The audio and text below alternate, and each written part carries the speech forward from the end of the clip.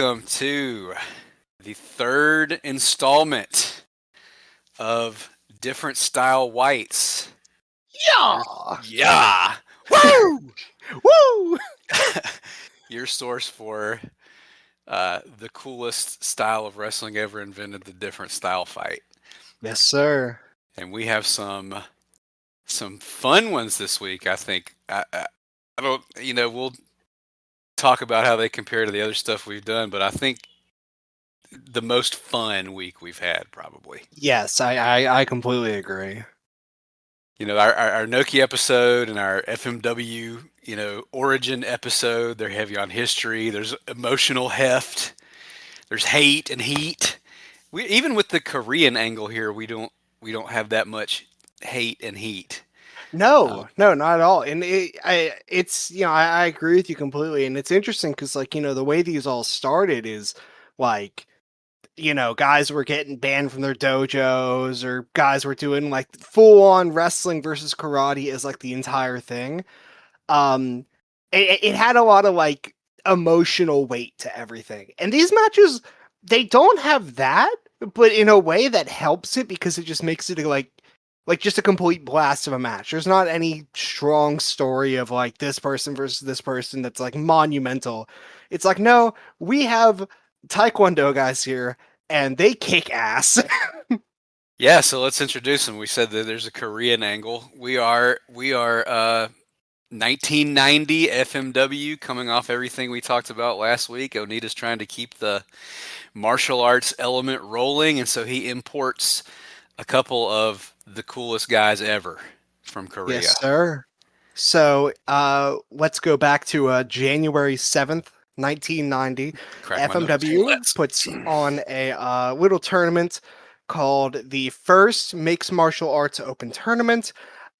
Mixed martial arts is probably not the exact wording they use, it's just the translation, but it probably is closer to say First Different Style Fight Open Tournament. There are participants from a large variety of disciplines. This is where Atsushi Onita makes his wrestling debut. We will probably talk about him later. Satoshi Imaizumi makes his debut. He's a judoka. The Shooter makes his debut. And there are like 4 or 5 different people that the Shooter might be here. Most interesting is Satoshi Kobayashi, who was like a major player in the development of mixed martial arts. And I've heard that he was under the mask from at least one person.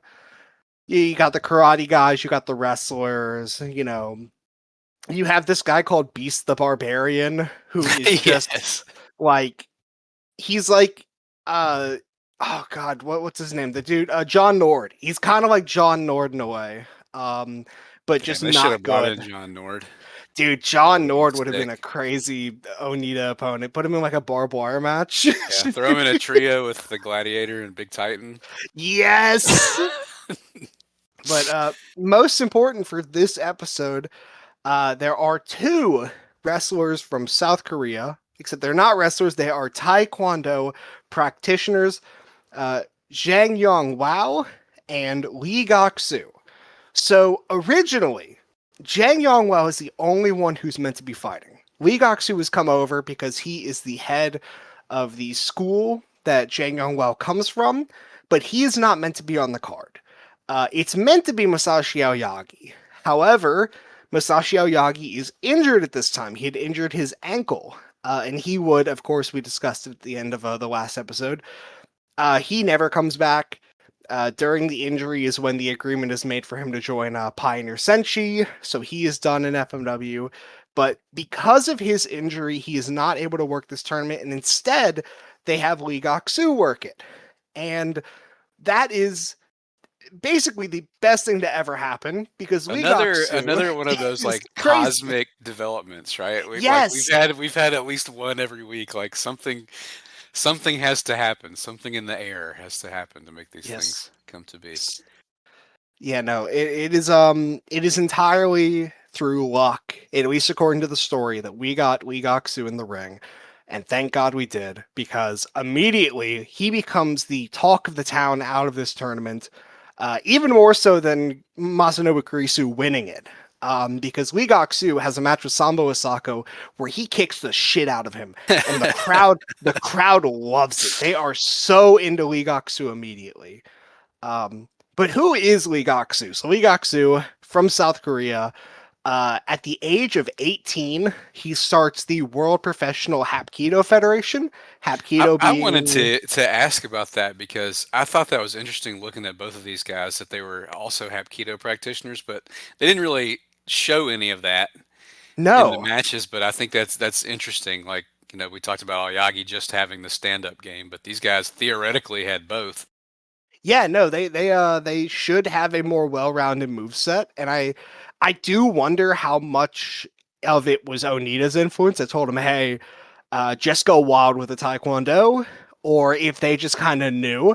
And I want to say they probably knew because immediately Lee Gak Soo also begins a career of doing Bruce Lee noises all the time. To the point he's nicknamed, I believe he is nicknamed the Korean Bruce Lee, just straight up, that's his nickname. Um, but yeah, originally from the World Professional Hapkido Federation, has a Taekwondo dojo.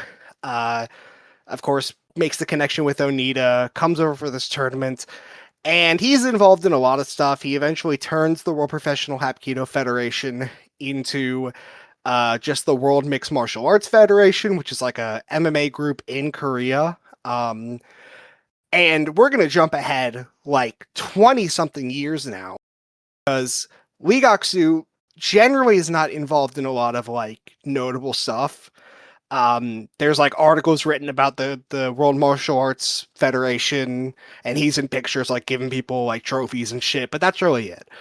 But in 2012, he becomes kind of like a micro celebrity in South Korea because there is this incident called the uh and I am probably not pronouncing this place's name right at all, but it's a Yoido stabbing incident where this guy that was just the police identified him as Kim, basically just started stabbing people with like a kitchen knife, just was out about, just like stabbing anyone he saw on the road. Uh, and the guy that subdued him got the knife away from him and kept him like on the ground for the police to come was 50-year-old martial arts practitioner Lee Gak Soo. Let's go. And that like makes him kind of like you look up his name and like every single thing you find is like who is the man that subdued the Kim from the stabbing incident. And it's so awesome because there are a ton of magazines that talk about him and they all repeat the same thing, that Lee Gak Soo is the first Korean world martial arts champion in the history of the country and in the history of MMA. Um, and they refer to a title win in 1990. That, of course, is his winning of the AWA junior heavyweight title from Jimmy Backlund. Dude, I was definitely wanting to bring that up. Yes. Jimmy Backlund shows up on a few of these shows, like teaming with Sambo Asako. Yes. And if you're unfamiliar with Jimmy Backlund, that's Jimmy Del Rey from the Heavenly Bodies. Yeah. But he has a different style fight with Lee Gak Soo, which we don't cover here, but it is a pretty awesome match. And it's for the AWA World Light Heavyweight title. And fucking Lee Gak Soo beats him for the belt. And according to a bunch of Korean news outlets, they and Lee Gak Soo probably told him this, but they believe it is a shoot fight that Lee Gak Soo won, making him the first ever MMA champion in the country's history. Incredible. So my Incredible. dumbass was thinking we were coming into this week with like a less interesting backstory and just some crazy matches to talk about, but no, it's all fucking nuts. Yeah, no, these guys are Again, all insane. working the newspapers, saving the city. He literally did save the city. Yeah. Holy shit. But yeah, going into this show, there has been the Lee Gak Soo Sambo Asako match. They have a rematch in February, which is a hair versus hair match. Asako loses, and then the guy they got to cut his hair cuts like 3 tufts of hair, and he just looks like he has a bad haircut. But But that leads into this match from March 10th, 1990, with Lee Gak Soo and his student making his debut, Kim Hyun Hwan, And what a who debut. who I have significantly less information about, but he just seems to be a trainee of Lee Gak Soo. Uh, these two guys coming in to face Onita and Sambo Asako, who is also making his debut on the pod. We have not actually covered a Sambo Asako match yet. We've definitely mentioned him because he is the proverbial punching bag of early FMW. Almost literally. Pretty much. Like if they could, they would have strung him up and The just kick used him for bag. like kick practice. But yeah, so we're coming into this. This is handheld style too. Our first Yeah, handheld match of the pod. perfect. Not going to be the last, and it is a great handheld at that. Yeah, it's fantastic. And we talked last week about how a lot of the heat comes from these guys like carrying the weight of their discipline. He's literally named after his discipline. Yes, he So is. he's got that to carry around too. And Mhm. as you said, he's already been getting the shit beat out of him by Lee Gak Soo for a couple of weeks before we get to this. And this is actually my 5th birthday. This Oh match happened. wow, I'm trying to think if I was at the skating rink or the park, but one of those two places while this was going down on the other side of the world. wow. This was for you. They did this for you, Yeah, Abby. and they are the Taekwondo guys come out like extremely repping Korea.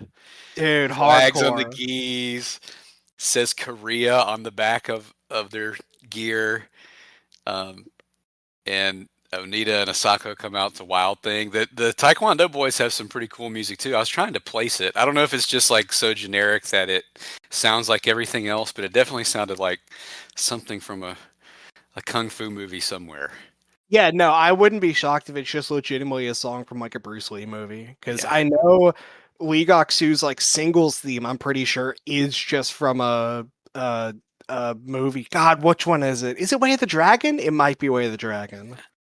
And then Sambo Asako, if you've not seen him, he's got the Japan gi on over uh, tight shorts, Yes, like biker something. shorts. Yeah, it's so funny. They should have given him like a lollipop and a fucking propeller hat. The world's biggest baby, Yeah. Sambo Asako. And then Onita is Onita. He's serious, but the mood is and the tenor is different from the other two, and he's not in the ring all the time. So there's a lot. One of the really fun things about this that's like right from the beginning is we talked about this before we started too. Like the crowd noises you get from a different style fight are like the greatest shit ever. Yes. And so you're getting a lot of those with the kicks, but you also this is our first time talking about. There's this thing with Asako where like you can't help but laugh as he's just getting plastered in the face. Yeah. But everybody like it's not just you the viewer. It's like the guy holding the camera, and so we get all that. But of course he's the underdog hero. We're laughing, but we're pulling for our giant baby. Yeah, it's like almost like shocked laughter of like, oh my god, I can't believe they're doing this to this guy in this ring. Like this goes beyond the realm of usual acceptability in wrestling, and they really push the limits in this one because they take Sambo Asako to a different kind of hell. They do, they do, and our first tag match, Yes, it a is. tag Yes. different style fight. So I think by like it has to be the most pro wrestling uh, coded one we've watched, but I think not just because it's a tag. I think in the way it plays out, this one is like kind of also it's still the most pro wrestling coded thing that we've seen. We start with a very territory thing where like Sambo and Kim Hyun Hwan are facing off, and Sambo throws him to the corner so he can get at his abuser, Lee Yes, Gak Soo, which which is I a feel like is a and very pro wrestling start. very pro wrestling start. Very awful idea from Sambo Sako because Lee Gak Soo immediately just like owns him, like crazy kick combo, spin kick, and then a jumping like bell ringer with the legs, like straight out of a Bruce Lee movie. Like it is astounding. Dude, so these guys are clearly doing taekwondo. Like they're doing taekwondo kicks, which I think are some of the coolest. Like they're Yes. they're constantly throwing heel kicks, hook kicks, and axe kicks, and all kinds of shit. But they're in their presentation. They're very like kung fu, and they're hitting Hmm. like the kung fu poses and shit. But Yeah. what the fuck was that kick? I don't. I feel like I have a memory of seeing like Jackie Chan do that in a movie once. Yeah. I've seen it before, but only in movies. That is the first time I had ever seen it in a wrestling match. Was this match? And if you've not seen Sambo Asako, when we say he comes in and like eats these kicks, like he is just head out, no defense, no effort to avoid, because these guys are so much faster than him. So he's just getting starched. Yeah, Sambo Asako has never put his hands up in his entire life. Yeah, you think They're he would learn hanging at by his some waist. No, you think he'd figure it out, but he never does. He just never figures that out. never does, and it makes him all the more endearing. Yes, Uh, but I and mean, Sue is not just with that kick; like he's flinging himself around. yes, dude, he is like flying across the ring. There's this amazing moment whenever he like finally like Asako escapes for a second and tags in Onita and they're fighting. There's this amazing moment where Onita like gets sent to the outside and climbs up to the apron and Sue just comes flying in from the side like angle of the camera, just flies in off frame and just kicks him directly in the face with like this flying like side kick. It's Kills so him, and good. those guys do a few of those in all these matches, and they're always spectacular. Yeah. So he gets back in after that, and he throws like Onita comes back with, you can probably guess, but the platonic ideal of that lariat, and such a great bump and sell from Sue on that. It's wild how these guys. It makes sense, but it's Yeah. still wild how these martial arts guys just innately understand what they're doing in there.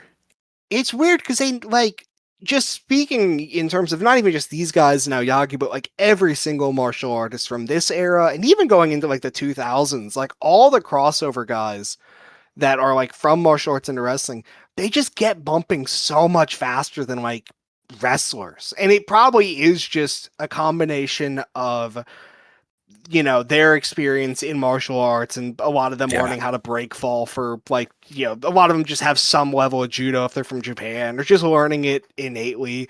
And then also just them probably figuring out how to bump on the fly without yeah. learning.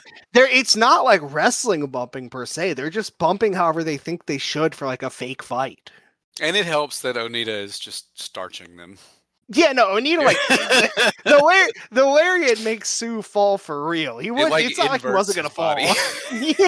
Yeah. Yeah. But then Sambo finally gets a hold on, and then we get what this called to mind to me, because this is sort of the pattern of the match, is like a team taco match, because Okay. Yes. every time Sambo or Onita gets a hold locked in, the other Korean just comes in and full force kicks him in the face. It is. It is like a downward stomp, full leg up, full leg down, as hard as possible in the head, and it happens so much that around like stomp number 6, like there's this point where Asako gets Hwan in a hold, and you can see Sue kind of start to put his foot over the ropes like he's going to come in, and you can hear the crowd, like you can hear the guy behind the camera start like laughing, but like Yeah. that like impending doom laugh of like, oh my god, he's going to do it again, and everyone in the crowd knows he's going to do it again, and everyone is like screaming, and then he comes in and does it again. And it's a very funny thing. Onita's trying to do like standoff mode, they like where he's gonna pretend he's gonna enter the ring if he comes in, but he never quite does get in there first. No, Sort of no. screaming at him, "You got to get in there, man! They're gonna come in there and kill him again." Like, I was thinking I was going to mention this later, but this is a great time to mention this. I actually counted the amount of times there were 9 Lee Gak Soo full force stomps to the head during the match. I believe 8 of them were on Sambo Asako, and then 1 of them were on Onita. So Sambo Asako got stomped as hard as humanly possible in the head 8 different times during the match. and you feel everyone. Yeah.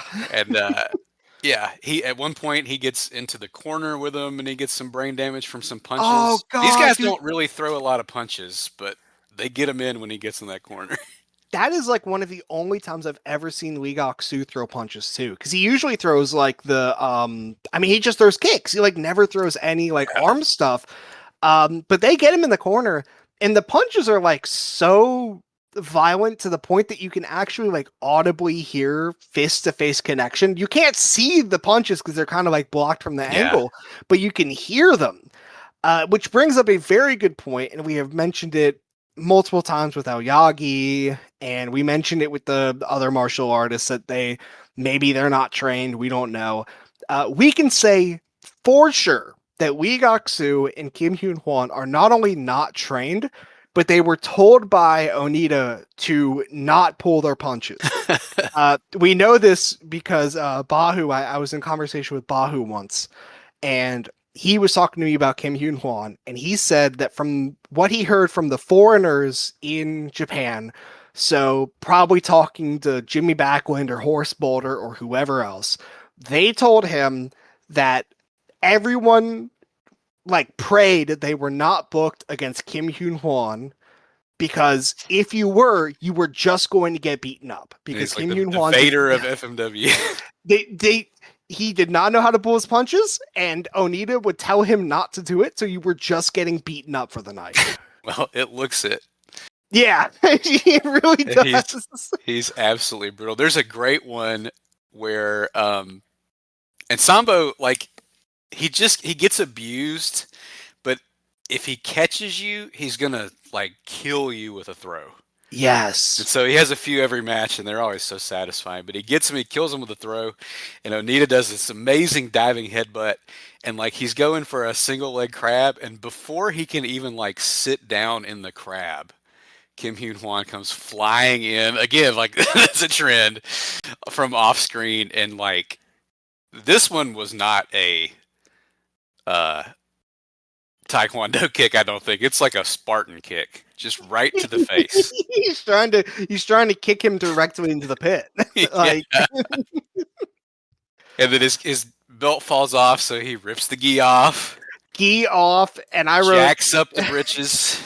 I wrote Jesus, here we go when the gi went off because fucking Yeah, I knew the second he was gonna do it. But the craziest thing is gi goes off and he does start hitting a little bit, but like Asako almost kills him after the gi comes off because that's whenever yeah, Asako hits the like elbow drop to the small of the back.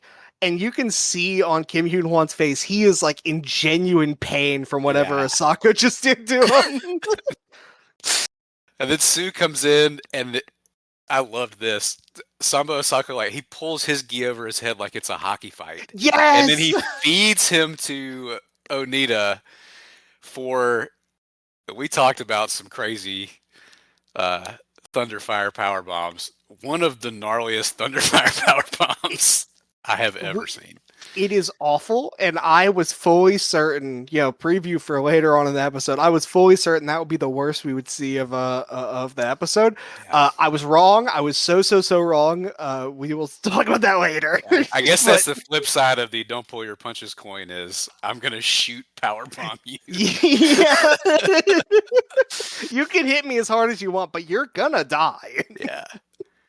Uh, and then I love they do like I don't know, a lot of people do this, but to me it's a Choshu thing. They do the Choshu like assisted pile driver, Onita Yes. and Asako in the corner, and it's another instance where like before they can even get up from delivering the pile driver, they've both eaten like 4 Kim Hyun Hwan kicks to the face. Yeah, no, Hwan like is running in as they're doing the pile driver and like jumps into the air and just like downward stomps to the head.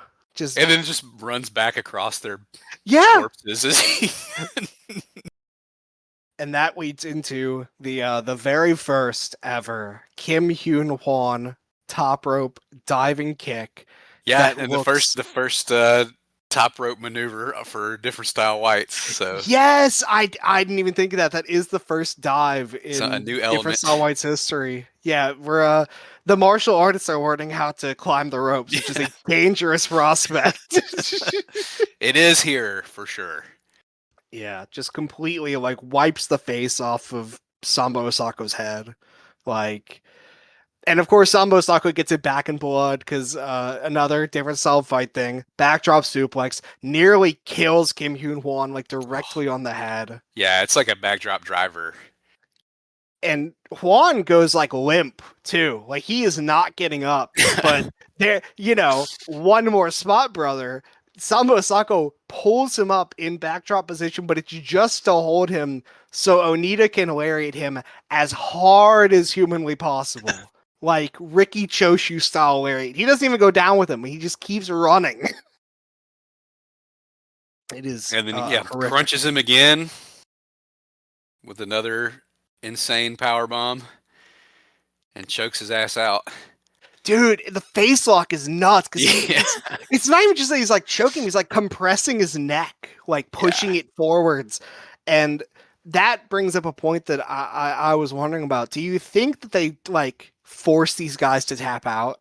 Like instead of, telling them this is the finish, it's like at a certain point I'm gonna put you in a hold, and if it hurts really, really, really bad, give up. Because It's possible. it seems like they're like Yeah, with the next match too. Anytime they put a yeah, like a finishing hold, it is as hard as possible, yeah. It's which rough, is and it's instant tap. It's like, yeah, oh no, no, I'm fucked. You got me. Because you don't see that a lot. I feel like maybe I'll be proven wrong over the course of this, but you don't tend to see a ton of that, like insta kill submissions in these different style fights, or at least we haven't yet. no. A lot of the submissions have been kind of like prolonged, like they've kind of Yeah, like tried to like get some juice out of it. But with the ones in these matches, when they wanted the match to end, they put it in as like hard as they could, and it was an immediate like give up. So I have to imagine that maybe it was just like we know Kim Hyun Hwan's not going to quit unless we like legitimately injure him, so we have to do yes. that. And the match is over, and Sue is still stomping heads, throwing Yeah, strays at Asako. that's the fucking Sambo Asako wins the match and he still gets stomped in the head. Yeah, maybe Like, that goes to your point. Maybe he didn't know it was over. Maybe. yeah, but And yeah, no, that's great match great, great match. and perfect. Thank you, Onita, for the perfect booking because these things proceed logically. This is a great start for this, and then we're Yes. gonna pair these guys off. Yeah, yeah, and it's the most natural pairings too because Sue, of course, is the big bad. He's been here since the beginning. The build was always the Onita match, but putting Hwan with Asako is a masterstroke because Asako, it's really funny when he gets hit and falls over and dies, and Kim Hyun Hwan is the most interesting man at making someone die. Yeah, So and we're gonna like build the whole plane out of that. you've like you've got gold. You've got gold. Yes. But yeah, that goes into the next match that we're talking about. Sambo Asako versus Kim Hyun Hwan. This is not only from the same show as Lee Gak Soo versus Jimmy Backlund, where Lee Gak Soo becomes the first Korean martial arts champion. Uh, it's also the show with the Texas street fight. Atsushi Onita and Tarzan Goto against Masanobu Kurisu and Kendo Nagasaki, which is uh, a front runner for one of for the And greatest match ever. a My match. personal Some people are pick. saying, yeah, some people are saying the greatest match of all time. So I mean, what the fuck was going on in 1990, Uh, man? I did want to this run here. We're sticking to the different style fight portion for obvious reasons, but this Yes. 1990 uh, FMW run where it's really just like a grab bag of just the most awesome shit you could possibly imagine on every show is pretty untouchable. And I say that fairly confidently. I've just recently watched like all of it. Yeah. And it's about as good as it fucking gets. And this is a huge part of that. It and that it's sort of appropriate that the street fight overshadows this. And that match would overshadow again almost any other match in history if it were on the same card. But Yes. it's kind of FMW's moving that direction. So the street fight is the bigger deal, but uh, I think this match would have a better, or at least it'd be talked about more if it didn't happen on that show. Yes, no, I fully agree. It was because it was like even I had seen the Texas Street Fight. I had not seen the full show though until like I want to say 2022. Because and I mentioned him last episode. Good brother, love the guy. HHC was the one that told me, "Hey, you need to watch the Taekwondo fights on that show." So I watched Lee Gak Soo versus Jimmy Backlund, which again we're not talking about it, but it is awesome, and it is bizarre how good Yeah, Jimmy. cool It's curiosity, historical it's weird curiosity. how good Jimmy Del Rey is at fighting a Taekwondo guy, but he's very good at it. Yeah, Um, good wrestler. yeah, very good wrestler. Uh, but yeah, no, it's that. And then this match, Sambo Asako versus Kim Hyun Hwan, and what a fucking match it is, dude. This is Before we get something. into it, do you know what else happened on April the 1st, 1990? Uh, Not off the top of my head, no. WrestleMania 6. Oh my god, it did So happen then. Wow. Hogan Warrior is on this day, but Wow. also Roddy Piper versus Bad News Brown. Oh my god. Holy. So yeah, just more little interesting things, connections, and all that stuff. But yeah, this match is unreal. This is like a boss battle in a video game if the boss was the underdog. Yeah. Oh my god, yeah. That's a great way to put it. Sambo Asako outsizing Kim Hyun Hwan probably by like 250 pounds. He's got like a foot on him. He is, I mean, if you just looked at the numbers of like, tail of the tape, it is an unfair fight. And it is. It's just not in the way that the tail of the tape would paint it. And we like it the template for these things, and we'll get into it in the next one in FMW. In the Onita matches we've watched, in the last match with Sambo Asako starting, is the martial arts fighters get theirs in first, and so they end up eating kicks. But Sambo Asako, he's fatter than Onita, so he eats more kicks. Yeah, that's And it just I never thought of Sambo Sako eats more offense because he just likes eating, but you know what? That works. and is his gi already bloody? Is he just rolling out in the bloody gi from like all these ass kickings he's taking all He's the time? he's just I never swear there's washed blood the stains all gi. over it. Yeah.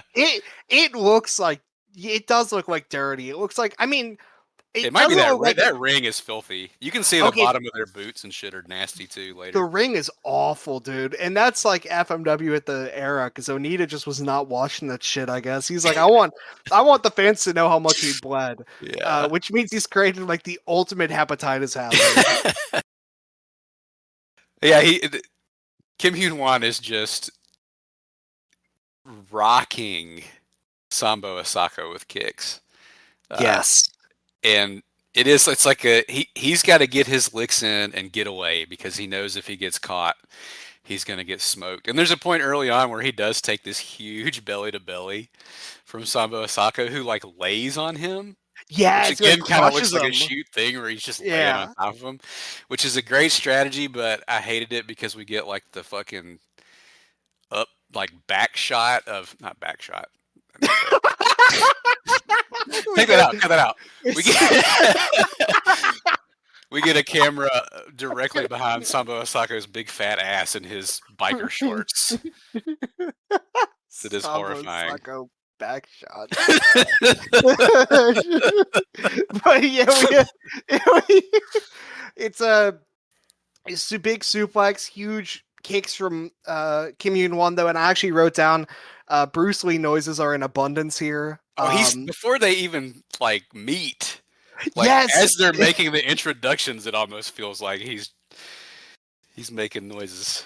it gets to the point of like this is almost overkill, but you actually can't overkill Bruce Lee noises because they're always like you do it more and it just gets better. I don't know how to say it. Like Yeah, and I think that's part of this too. Like talking about how these aren't as heated, even with like the nationalistic stuff. These yeah. guys are just so awesome. It's like Yes. impossible to hate them. And you can hear it in the crowd because the Yeah, crowd is also making Bruce Lee noises. They are yeah. so into it. And even Asako is so super sympathetic. He takes great beatings, but still, you can't get mad at these guys. Put your hands up, No. dude. Ah, damn. But you know, Kim Yoon Hwan, master of the kicks. He is hitting like axe kicks after axe kicks. He's Oh, hitting running, jumping kicks to the face. There is a kick. I don't know exactly what kick it was, but I responded by writing in my notes that if you hit me with a kick like that, I would just pull a gun on you. Like it is criminal. It is actually criminal how brutally he is kicking Sambo Asako as hard as he can, and it gets worse with the match too. The worst kicks happen deeper in the rounds.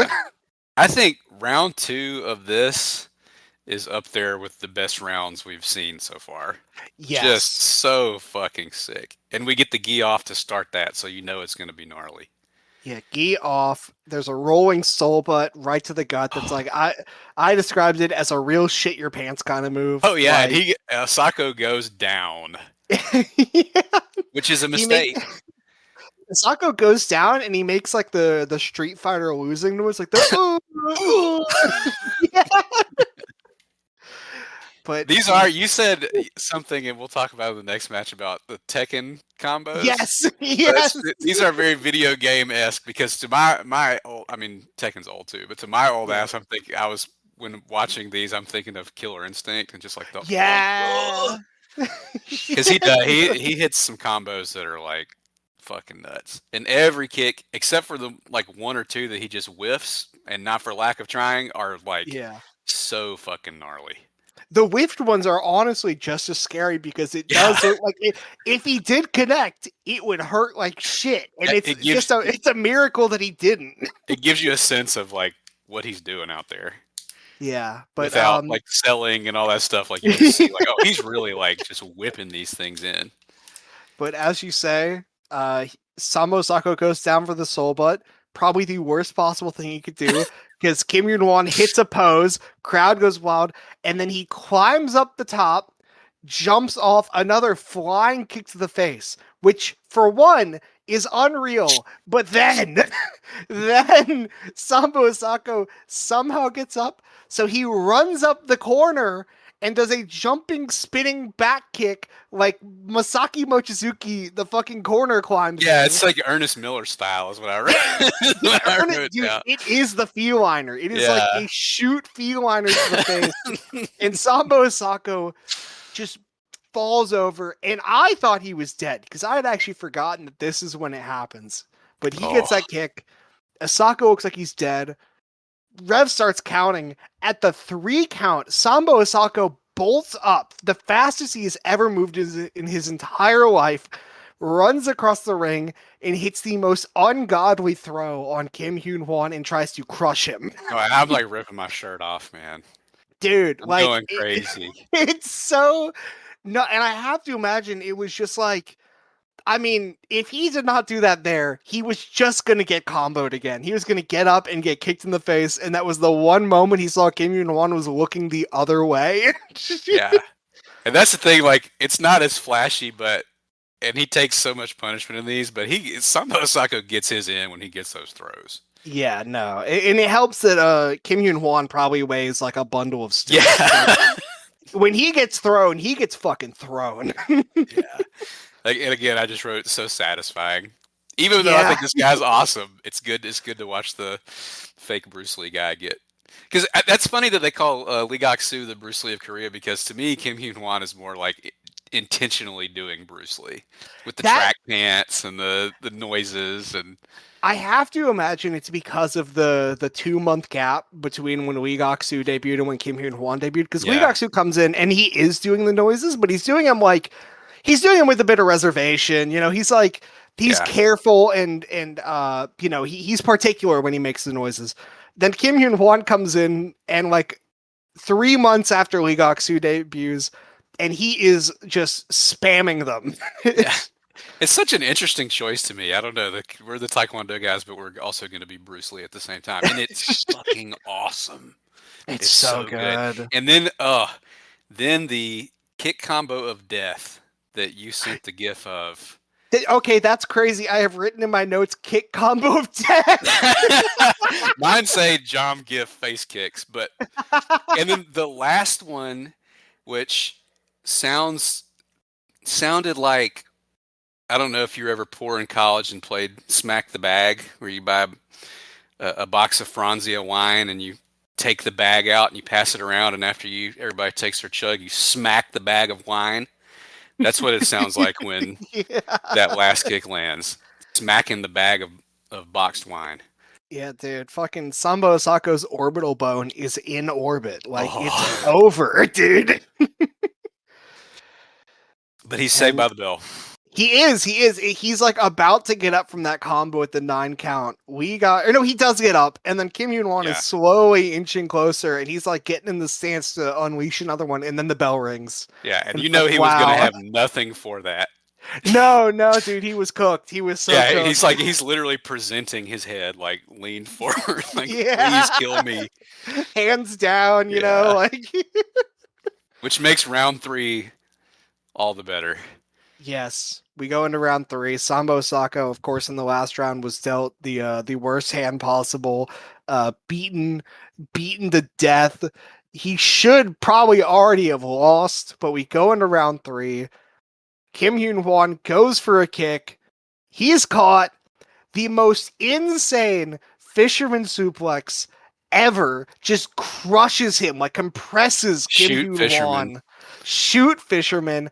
And Sambo Sako puts on a crossface chicken wing where the crossface is almost just to hold him in place. It is all pressure on the chicken wing, and he Yeah, is bending Kim Hyun Won's shoulder out of place. and And it's Kim Hyun Won insta tap.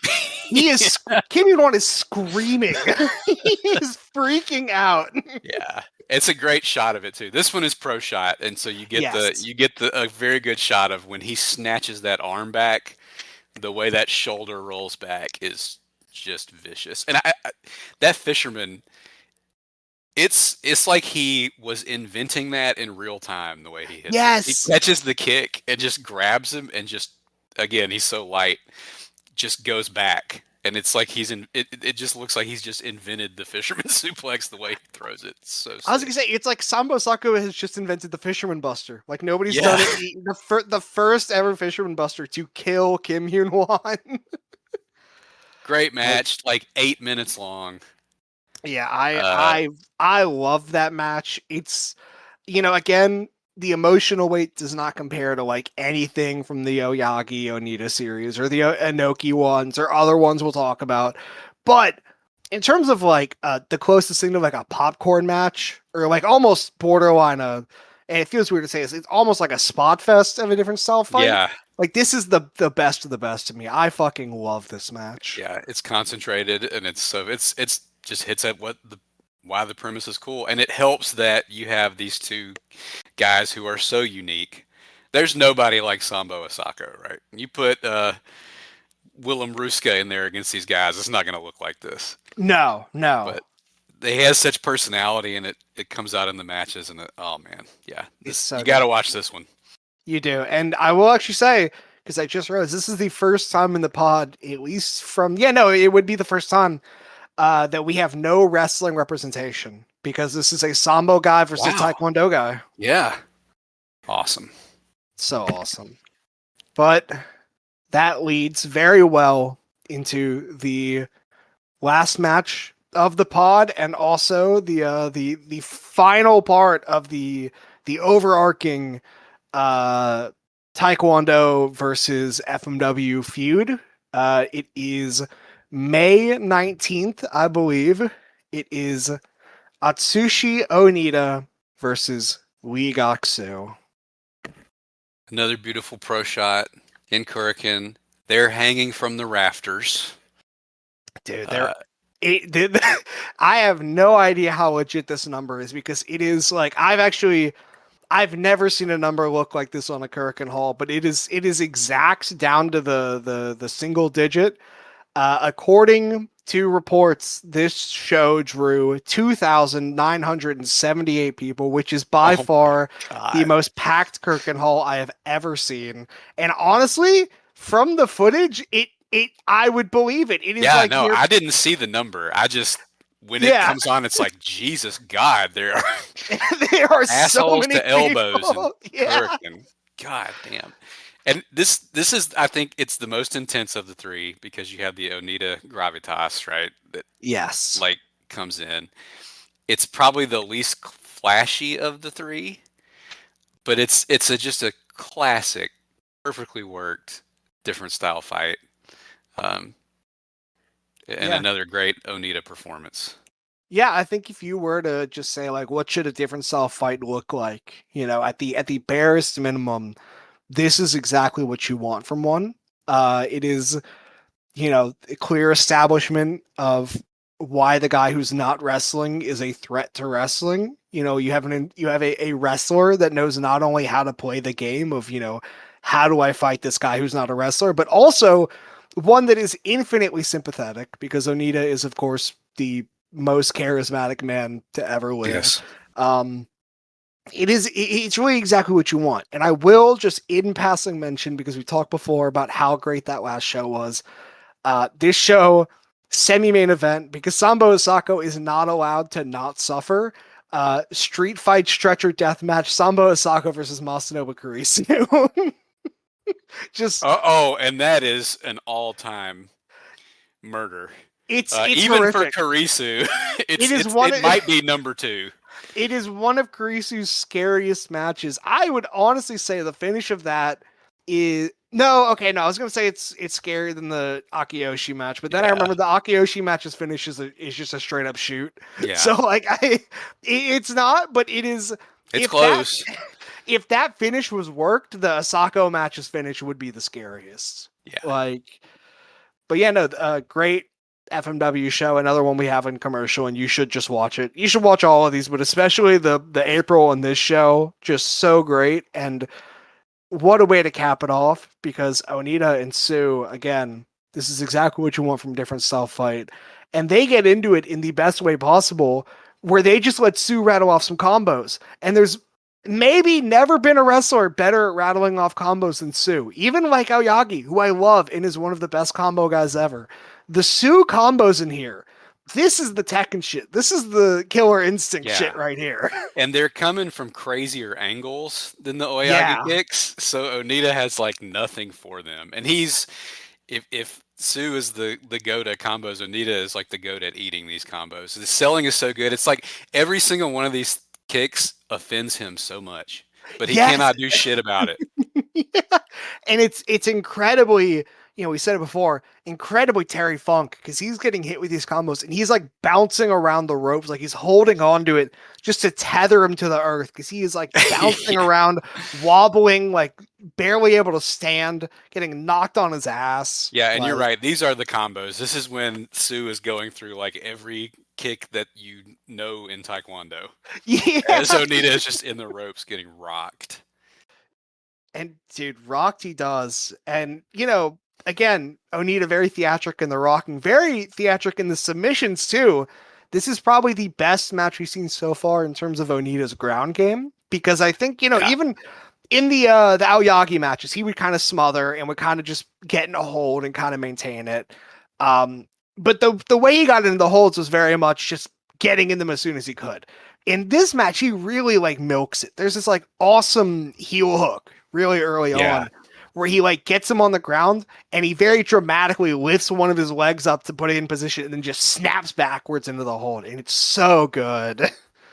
Yeah, and he's going for um I don't want to say like cooler holds, but like he's doing more violent holds. It's like as opposed to Yes. like you said, like just kind of getting on top and trying to get some kind of advantage on the ground. He's like trying to hurt him with these things. Yes, which again, with the way these guys worked, maybe he was just trying to Yeah. hurt him, but Yeah. like, And he gets a little bit in this first round. He gets a huge headlock takeover and a DDT, which I popped for crazy. Is this dude, our first different style fight DDT? Did he get any on yes. Ayagi? And I think it is the first time that he has ever, because he hits the DT and he yells at before he hits it, he yells DDO, and you Yeah. can hear the crowd, like people in the crowd almost confused going DDO. I think because he's done the DDT before, he hits a crazy one in the Texas Street Fight, Yeah. but I think this is the first time he's ever called it the DDO. This is the debut of like the move name. Oh, formative Onita moment here. Yes, but he like kills Sue with it too, and of course Sue Yeah, doesn't really know how to sell, so he just gets pulled directly onto his head, like scary DDT. yeah. And that's where he tries to like break his arm. Yeah.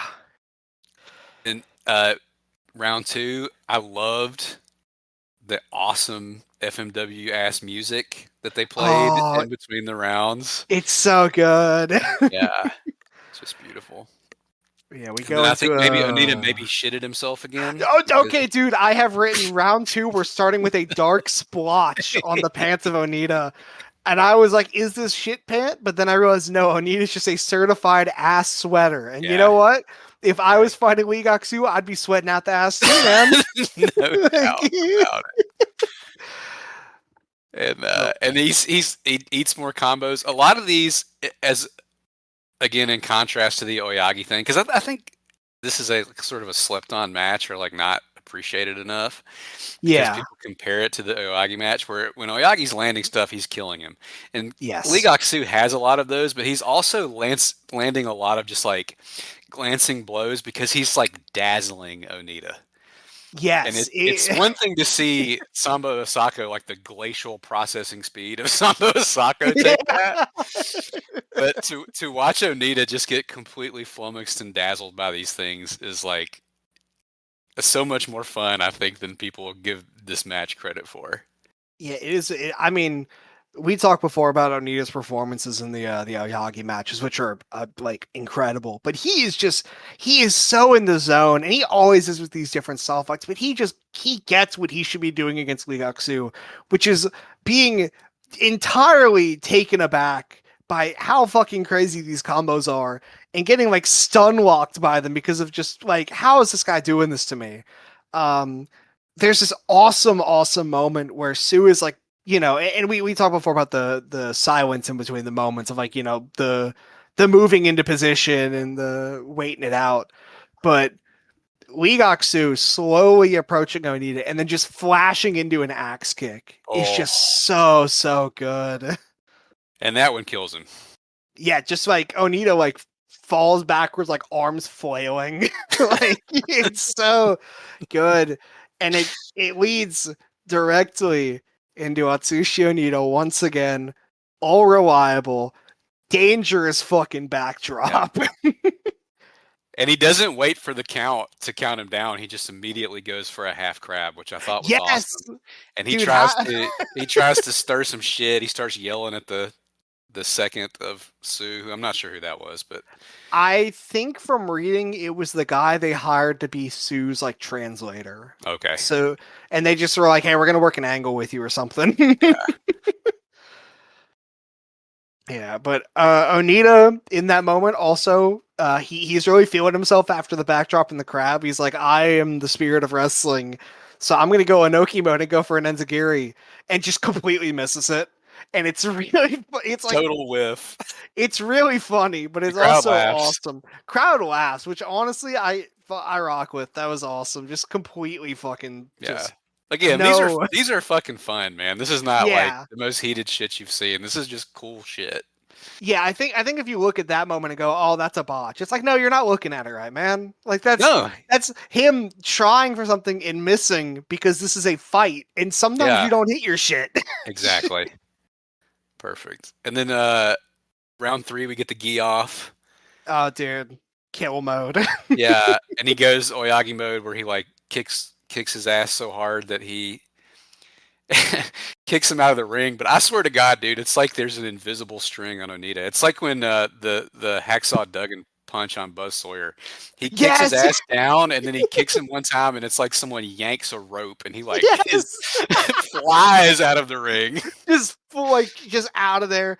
And Lee Gak Soo in the ring, hitting the pose, flexing, crowd's going nuts. And Onita comes up, and like, dude, you already know he's bleeding. You And he already has know. mangled himself, man. Yes, scary This is blood a almost. gnarly job he does. He comes And back up super nasty. And then you know he's got to hit it. You know he's you got to hit it know, when he comes you back in the know. ring. He hits that bum rush lariat, and this Yes, one fucks him up too. And I yeah. wrote like this is good selling, but again, it's another one where like he probably just rung his bell a little bit. Mm-hmm. and that leads into another crab that Oni just doesn't let go of. And this is the part where I'm like, okay, are we getting into a little bit of a Aoyagi situation? Yeah. The manager gets up and almost gets in the ring, and I'm like, is this guy? And I'm sure it is just an angle, but for like a split second, and just knowing Onita and what he did before, I'm like, what if this guy is also not like Yeah. You never clued know. in? You don't know. We have the precedent is set that he will just let it ride. So, Which but rocks. big fucking elbow right to the face of Lee Gak Soo, puts him in position, picks him up. Thunder Firebomb number 1. Yeah. Brutal. Brutal, brutal, brutal. Sue gets up, Gets up at 9. running So good. So good. Could teach up a at lot of 9, wrestlers a a lot about how to do that. gets up at 9. In the corner, though, running lariat hard as fuck, dude. Just like tries to turn him into, like, tries to detach the head from the body. Yeah. Onita picks him up. Thunder Firebomb number 2, probably as brutal as the first one. And Lee Gak Soo should lose, but he gets saved by the bell. Yeah. Because he was dead as fuck, dude. I think He the ref wasn't was on like moving. 3, but he was not moving. He doesn't even get up at the 10 count. Like when the Yeah. 10 count comes, he is still down. And then we get more of that sick ass music, and we get a close up of how much Onita has mangled his face, Yeah. his Oh, it's so forehead. gross. Yeah, it's really gnarly. And come back out for round 4. Kind of, well, not. I guess it's like the continuation from the end of the second Oyagi fight to the beginning of the third, where it's like Onita's got him. Oh yeah, no, exactly. I think that's a great way to put it because he's got him. He really does got him. Fucking Sue does get like one combo off, and you know he gets it, but he is immediately leaning on the ropes after he rattles it. He is so like gassed and dead, and of course the second Onita gets up, bum rush lariat, Yep. and that's when he goes for a move that really. This is one of the only times I've ever seen him do it. Yeah. Thunderfire cane bomb, like flat Yeah. style. He's falling And it forward. is It's like a WCW NWO Revenge style power bomb. yes. Oh yeah, no, exactly. And Sue is like again dropped very close to the head. Very, very close. Yeah. But it's not right on the top. It's like right on the shoulders, so close to like death. But Sue somehow gets up at the 9. Onita decides, okay, all right, man, running body attack in the corner, the hardest body attack in the corner I've ever seen, pulls him in, thunder fire bomb directly on his head, the most disgusting fucking thing I Yeah. have ever. Like we were talking about the Aoyagi ones. There's one of Yeah. the last one in the Aoyagi match, the third one. That is like insane. And I was like, that's probably the craziest one ever. I don't know. This might be the craziest It's one bad. ever. It's And so it's all over bad. with crying at that point. Everybody knows the 5,000 people or whatever in Kurikan know that it's over. And then uh, some more beautiful Onita drama, right? They Yes. hoist it on shoulders, and they embrace atop shoulders. It's so good. So good. And this is going to lead to some repercussions for Onita, if I understand correctly, right? From my watching of this, Yes. because is it Goto that sees this as a betrayal of the art of wrestling? I believe he does. He Yes. certainly does not seem too happy. And he's going to bring in Central State's legend to solve this problem. Yes. And there's a great post-match promo too, where Onita does his usual thing at the end of these tapes in this era, where he lays on the ground in his backstage, like the fucking locker room. He's just laying on the dirty ass ground, covered in blood, like on the verge of tears, and then fucking finds Lee Gak Soo in his locker room and just keeps hugging him again. Very brothered out hug too, you know, like fucking meet at the fucking football game and just run into someone, you know, it's like, ah, hey man. Yeah, it's beautiful, and they start teaming, They and there's do. some sick ass matches that come out of that, and that's what I was hinting at, right? This is where Mr. Pogo enters the picture, right? Yes. Uh, so the Taekwondo versus wrestling feud is over, but these guys are going to hang around, and it flows very naturally into more of just some of the best stuff ever in 1990 FMW. Yeah. It is just Another God, easy watch. man. All three of these are under 20. Like we said, the second one is 8 minutes long. But this Yeah. is another one of those. It's like it goes by the script, but it's like so well executed. All the little details are so perfect. The offense is so cool. Onita's selling is so cool. Um, I think a really underrated uh, different style fight right here. Yeah, no, it is never talked about in the same way that the Aoyagi matches are. And I don't even think I would say it is as good as the Aoyagi matches. It is it is the closest to the third match, but I still think there's like a gap there because that third match is incredible. And but this match is fucking awesome, Yeah, and it's awesome, and you don't it's always want to weird. watch something like the Oyagi stuff where you're gonna No, be like feel like no, you're the protagonist of Crank, right? You like yeah, this is just an easy watch, fucking awesome shit. yeah, and it is it. I mean, you look at the cage match right into this, which again you should never do about anything ever. But like, it's a lot of fives and a lot of sixes, and it's like I mean, again, I'm biased. I'm part of a podcast that's just different style fights, so clearly I have an agenda. But like, this is like a fucking this is awesome. This rules. This is Yeah, I. If someone threw this on a best match ever list, I'd be like, yeah, man, that's right. yeah, So yeah, man, just fucking enjoy some Taekwondo. Why don't you? yes, the Bruce Lee-ified Taekwondo, and it's gonna be hard to do much further reading on this really, unless you just want to go in and watch, the other matches these guys had in FMW. I was gonna say, yeah, no. If you are interested, we mentioned the Jimmy Backlund match, which Yes, again, I I do not have an answer for you for why it is so good because it is very weird that Jimmy Del Rey is really good at different style fights, but he just gets it in that match. Uh, Kim Hyun Hwan, of course, and I think what the thing with both these guys is like, fucking, you're fine with anything. Like they are going to do their shit, especially singles matches, and most of the guys of the era knew how to work against them. yeah. There is a fantastic Kim Hyun Hwan versus Yukihide Ueno match. I don't even know if we're ever going to talk about Yukihide Ueno because I just think he'll just miss out on a lot. But he is very underrated in the different style This world. this is the December 2nd, 1990. Yes, I Yeah, believe yeah, that so. match is fucking awesome. It's so good. Yeah. Um, there are some really cool things with Kim Hyun Hwan in fucking Oriental Pro. We have like one of those matches if you can find it. It's just really cool seeing him somewhere else and he's just still Kim Hyun Hwan. Um yeah, no, it's hard to do these like the Rex for these guys because really you are fine with like anything. The fucking the six-man tag from the show with the first explosion match. It's like Hwan, Sue, and Sambo Asako against like Ricky Fuji, Mr. Pogo, and Oh Katsuji yeah. Onita. That Yes. match is so So fun. good.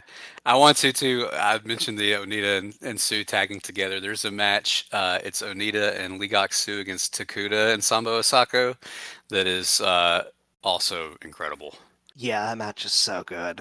But yeah, no, I mean further reading, fucking whatever you can find with Yeah. the Taekwondo boys. And It and all and if delivers. you can find the DDT appearance, Let us know, dude. please I've God. been looking for that match for fucking like 5 years. Okay, like Yeah.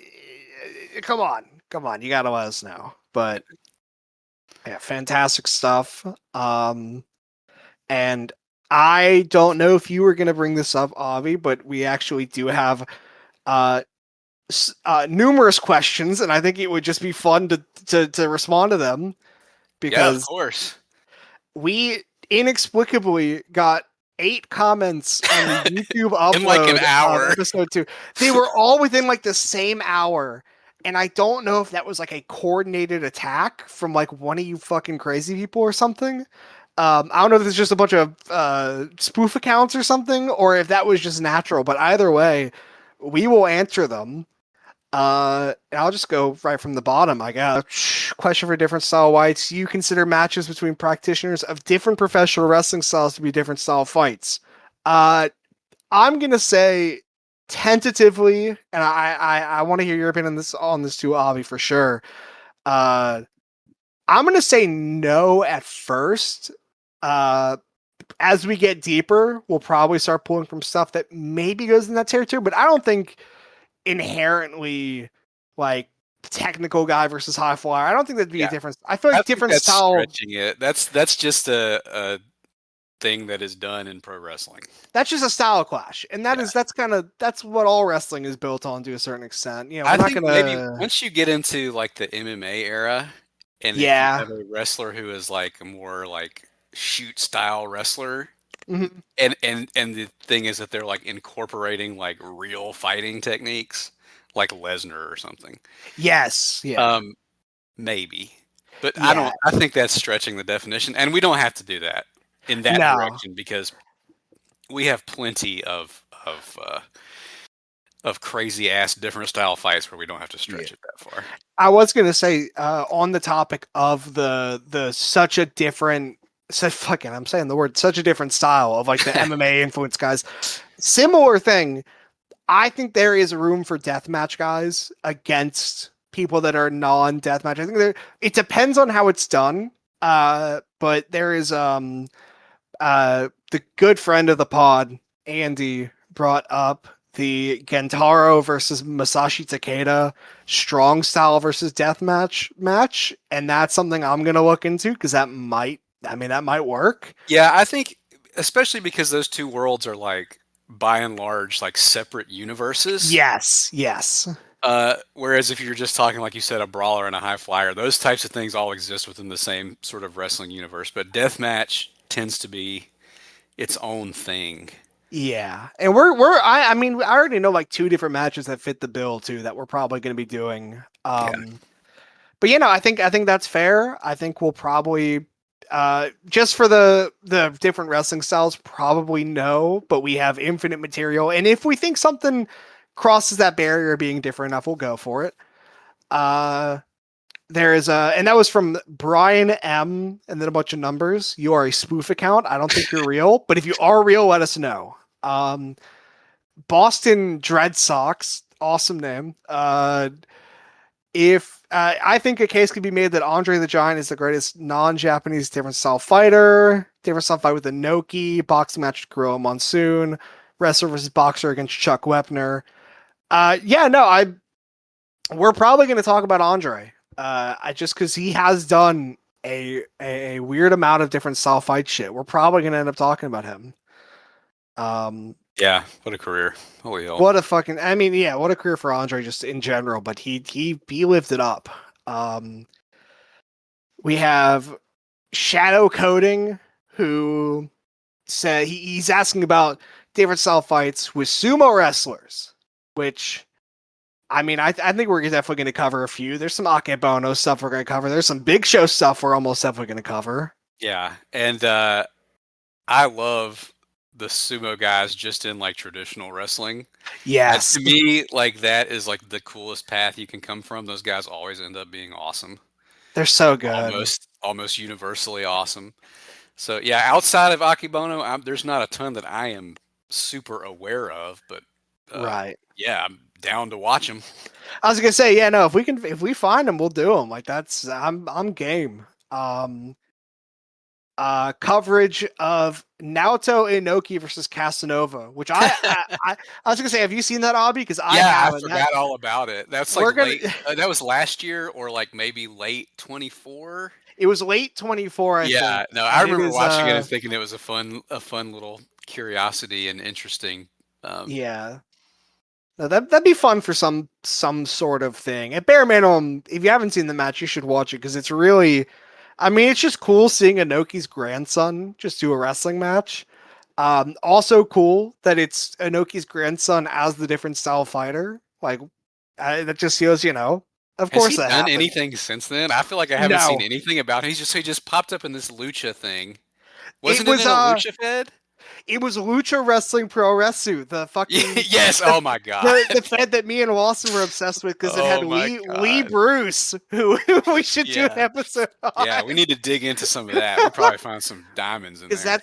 that's the fucking because LWP was the old Inoki dojo. That's why they got him in. So wow, we'll do something. Deep We'll cut. see. That's a deep cut right there. That's a real Shit. deep cut. Uh, are we ever planning to cover any straight MMA? And they bring up the deep matches where they brought in like Super Porky and Shocker to do MMA fights. Uh, I mean, never say never. I don't think we're gonna do that anytime soon. But like, fuck, man, I'd use an excuse to talk about the Super Porky MMA fight. Yeah. When we get through this weighty historical stuff and looking at just fun grab bag type stuff, that might be fun. I Yeah. think to me, more when I think about like real MMA different style fights, I think about like the early UFC stuff. It's just Yes. not as, I mean, I would love to talk about it, but to me, it's just not as interesting to talk about. I'm just not as well versed in that. I'm not like an No. MMA Yeah. guy, really. I don't know how much that I personally will have to say about that stuff. Hmm. Whereas, as a obviously a big wrestling fan, these things are like looking at them in the context of other wrestling is why they're so fun to me. Yeah. No, that's exactly what I'm thinking too. Like, I don't think it would definitely be like I don't know what we would even have to say for some of that stuff, but again, never say never. We'll probably get Yeah. to a point where we'll And go, if you hey, got let's talk about Porky. Yeah, and if you got any like fucking freak show MMA different style fights, send them over. Yeah, you early UFC is a great call because the Yeah, first UFC fight is just like a karate guy versus a sumo guy, if I yeah. remember right. So yeah, no, it's fucking. You can watch that The Emmanuel Yarborough. I was gonna say the Emmanuel Yarbrough fight, but the first one is literally a sumo guy against Gerard Gordeau. Like that's it's different style. Yep. So um last one here. Just some recommendation of matches. And I'll just say whether or not we're probably going to do them. And I'll, actually, I was like, yeah, it answers all of them. Kadiana versus 326, Mariko Yoshida versus Megami Fuji, and Leo Burke versus Invader number one. I mean, yeah, Yes. stay tuned, brother. And I think that's all the word. So if you got other match recommendations or questions, especially if you got any questions, uh, fucking add us on Twitter, comment on the YouTube video, message us on Discord. Some of you fuckers that are listening right now, you talk to us, you know us. Just Yes. fucking shoot a message. Let us know. Uh, I'll one day I'll set up an email and you can make us subscribe to a bunch of pizza coupons or something. I don't know. But yeah, that is the word of the people, and yeah, Yeah. Well, I hope everyone is enjoying this as much as we're enjoying doing it. So if you are, yes. please do send us questions and stuff. But where are we going next week? We still out on the frontier, or what are we I've been looking at? thinking about it. I think there's an obvious next move for the frontier. Um, but honestly, I think for this one it would be fun to bounce back to New Japan Pro Wrestling, Shin Nihon? to Shin Nihon, to the land of Tokan, because there's a guy that came in the 80s and did some work in New Japan that we did not talk about at all. And he wasn't even wrestling Inoki. He was wrestling all of Inoki's students. And I think we need to when you go into Shin Nihon, you got to visit with the Dawn. Oh, baby. Yeah. Goosebumps. Yes. Oh man, we get to talk about some more freaks next week too. Oh, we do. Yeah. Him and his opponents. Oh my Oh god, man. yeah. Well, All right. yeah. another awesome episode talking about awesome shit. Uh, Shoot us a line. Tell your friends. And we will talk to you next time. Goodbye. Bye.